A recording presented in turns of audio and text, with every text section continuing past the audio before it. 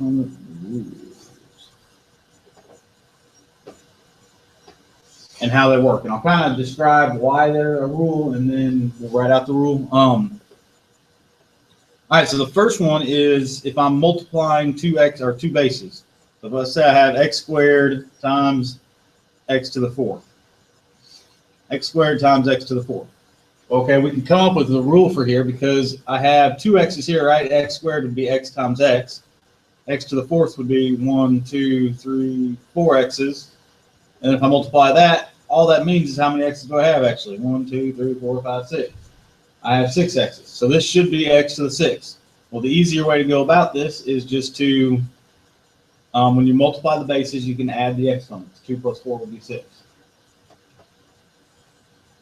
So if I have x to the 7th times x to the 12th, obviously I don't want to have to write all those out and count them, so you just add those up. I have 7 here plus 12 more of them, so that means I have x to the 19th. So my first rule is if I'm multiplying the bases, I can add the exponents. If you wanted to, you can always double check these with numbers. If I had 2 squared times 2 cubed. 2 squared times 2 cubed. So 2 squared we know is 4. 2 cubed is 2 times 2 times 2, which is 8. So we should get 32. Well, you can double check this. This is the same thing as if I multiply the bases, I add the exponents. So 2 plus 3 would be 5. Well, you can check it. 2 times 2 times 2 times 2 times 2. 2 to the 5th is the same thing as 32. Okay. So you can always double check all these with numbers if you want to. So first one, multiply the bases, you add the exponents. So if you multiply the base and you add the exponents, what do you think about if I divide the bases? What do you think I do? I subtract the exponents. That's correct. The way you can look at this one is if I had, again, 6 x's on top, 4, 5, 6, 1, 2, 3. So I have 6 x's on top and 3 on the bottom. I probably won't do the subtract very much. I'll kind of just think about it like this. And when I say it, I'll say, okay, you have 6 x's on top and you have 3 on the bottom. So you have 3 extra ones on top. Okay. So you have 3 extra ones on top. So when you multiply, you add. When you divide, you subtract them.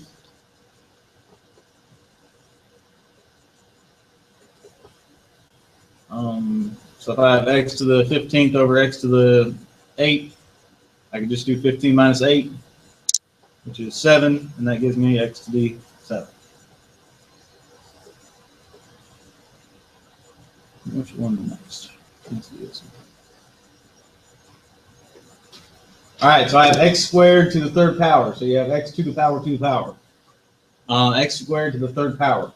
What the cube means is that I'm taking this times itself 3 times. So the cube means that what I'm actually doing here is x squared times x squared times x squared. I'm doing what's inside the parentheses times itself 3 times, which is actually what? X times x times x times x times x times x. So I have 6 x's. So the shortcut on this one is if I have x to the power, I can just do 2 times 3 and get my answer. So if I have x to the 4th to the 7th, x to the 4th to the 7th, I can just do 4 times 7. It would be x to the 28. These rules are not that bad when you look at them separately, but when we start mixing them together is where it gets tough. So we'll do a lot of problems with them mixed together.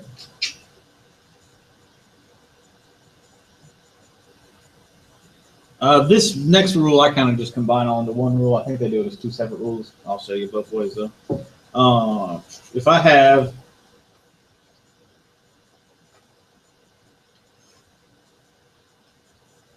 x to the 5th and then y squared, everything inside the parentheses is being cubed. Okay, everything is to the 3rd power. So I kind of think about it. We talked about the distributive property yesterday. I kind of think about distributive property to the exponent. So I've got to take this 3 times every single exponent in here. Okay, so this becomes x to the 15th and y to the 6th. The rule that they separate out is if I have this, they do this as 2 separate rules. I kind of think it was the same thing though. If I had x to the 5th over y to the 8th and squared that, It's the same idea, even though it's division. I'm going to take this exponent times every single exponent inside of here. I get x to the 10th and y to the 16th.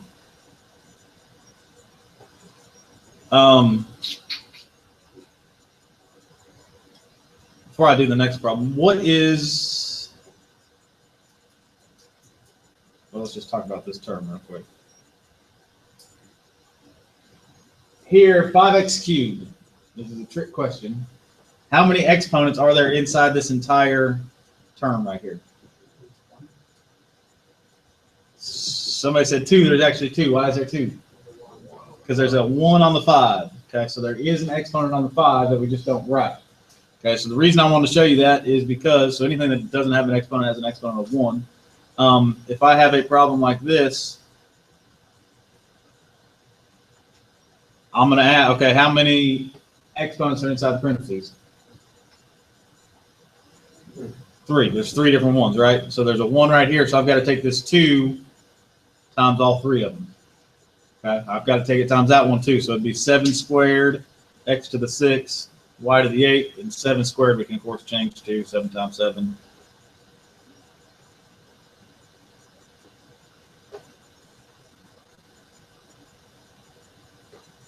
Now on the division one,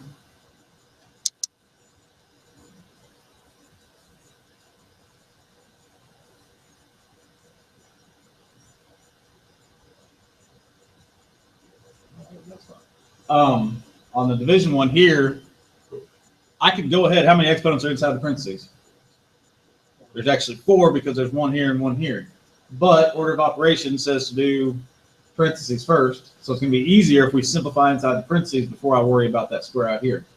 So inside the parentheses here, you can look at the numbers separately than your x's. The numbers you do just like normal. That'd be 20 divided by 5 is 4. I have 6 x's on top, 3 on the bottom, so I have 3 extra, right? And then I'm going to square that. So now I can worry about that square on the outside. So how many exponents do I have inside the parentheses now? 2, so it becomes 4 squared and x to the 6. 4 squared would be, right now, 4 squared, x to the 6, so it would be 16, x to the 6. Now you can, if you wanted to, you could take that square times everything in there. You could take it times this exponent, and then work it out, and you'd still get the same answer. You'd get 400 times x to the 12th over 25, x to the 6. 400 divided by 25, what, 16 quarters in, you still get the same answer if you do that. 20 squared is 400, but it's easier if you just work inside the parentheses and make it smaller before you deal with it. All right, so that rule, you've got to take the exponent, whatever exponent's on the outside, times every exponent on the inside. Do not forget the numbers. Where are we going next?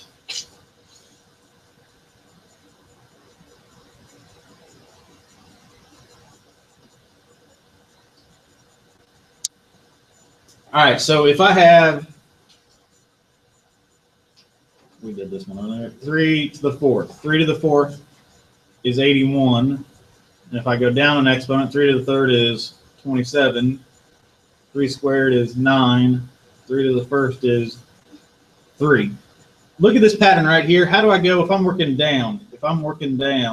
How do I go from, well, 81 to 27 is hard to look at, but how do I go from 27 to 9? You one less exponent, but what does one less exponent do? How do I just go from the number 27 to the number 9? What? How do I go from 9 to 3? You divide by 3, right? So 27 divided by 3 is also 9.